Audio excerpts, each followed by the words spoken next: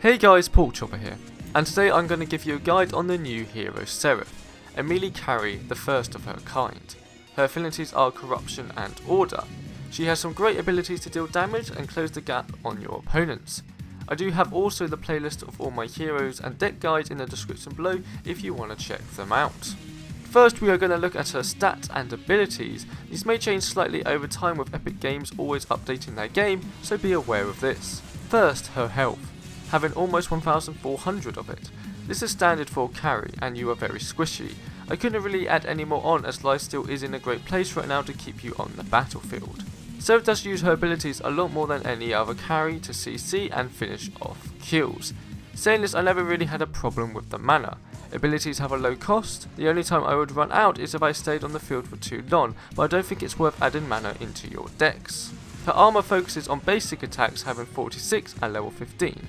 Now her first ability is Heaven's Fury. This links with her basic attack. Within a radius quite close to her, all enemies are hit with a basic attack. There's a 0.2 second delay per each hit and is immune from all damage while doing this. This may sound really strong, but you're never in it for more than a second. The scaling of the damage is exactly the same as your basic attack. This includes crit and lifesteal. If you have 30% crit chance, each hit on an enemy has a 30% chance. It seems lifesteal is a bit weaker than your basic attacks, so you don't get as much from it. This is a great wave clear ability for camps and lanes. It can also be used to finish off kills that are just a bit too far away from you. The upgrades only reduces the cooldown. It has a very big 24-second cooldown at level 1, but ups all the way to 6 seconds at level 4. Her second ability is Ascend. Funnily enough, she ascends into the air and can move a distance up to 1,200 units. It's a free moving ability, so she can just hit the ground right in front of you. The ability is great to catch up escaping enemies. Be aware that when used, if they're just within the range of the attack, by the time you land they're most likely already ahead, so make sure to land just in front of them if possible. You also spend the mana when you fly up into the air, so you cannot spam the ability. It's great with the verticality in Monolith 2, being able to escape getting higher up than your opponent. It does deal a decent amount of damage, 210 at level 4. The mana cost does increase while the 12-second cooldown stays the same. Her ultimate is Herstory. This ultimate is pretty complicated, so bear with me. The idea behind it is when an enemy is within the radius being 600 units, gets an initial burn damage over time, 30 burn damage at level 1, 60 at level 3. When a target is burnt with this ability, they are weakened to your basic attacks, so that you will apply extra burn damage, 15 extra damage per hit at level 1, 25 at level 3. Now this ultimate lasts for 18 seconds, so while on this day, if you use any ability on any foe, they will have this burning and weakness effect.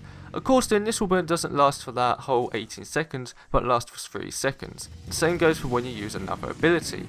It has a 100-second cooldown, reduced to 60 at level 3, while costing only 75 mana at all levels. The idea behind it is to really combo well with yourself, get in with range or someone, pop the ultimate and stay on them. When their initial burn is over, use another ability till they're dead.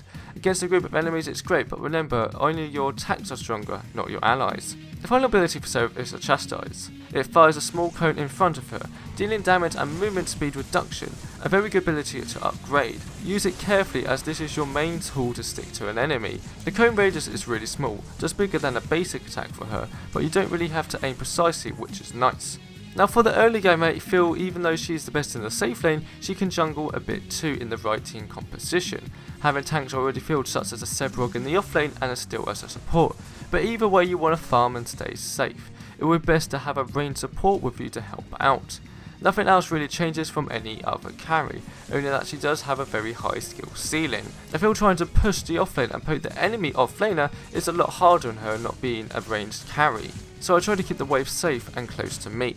I do like to move around more mid-game with her compared to the ranged carries, feeling I can be a bit more help to the team, but I don't do it often as leaving my support alone to defend a lane isn't the best idea. Focus mostly on damage, crit and lifesteal, but I will have a deck build out hopefully in the next week, so stay tuned for that. I focus my upgrades on her Slow, Chastise and Heaven's Fury, as Ascend I feel isn't really worth it for the extra damage. You still want to grab it early on for the escape possibility. As time goes by, Heaven's Fury is a great wave kill tool, so you can keep lanes in check quicker than most carries. Right at the beginning I stated she has low health, and I mean it. You cannot be on the front lines of the fight. I feel she plays similar to a Countess. pretending not to be present on the fight until it has begun, then showing yourself seeing the enemies weak so you can finish them off lightning fast.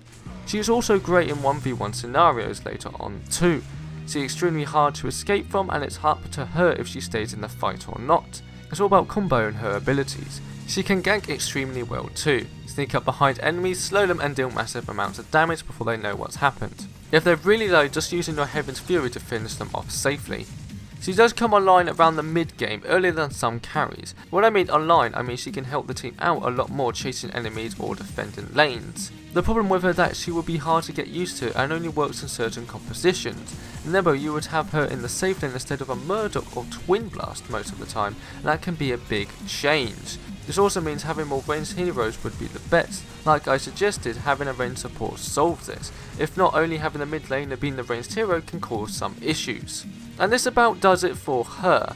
My overview is I really love this hero and you can make some badass moves. She is so much fun to use and be aggressive in the late stages while also being a help to your team clearing lanes in more of the mid game stage. She doesn't work all the time and is a hard hero to get used to.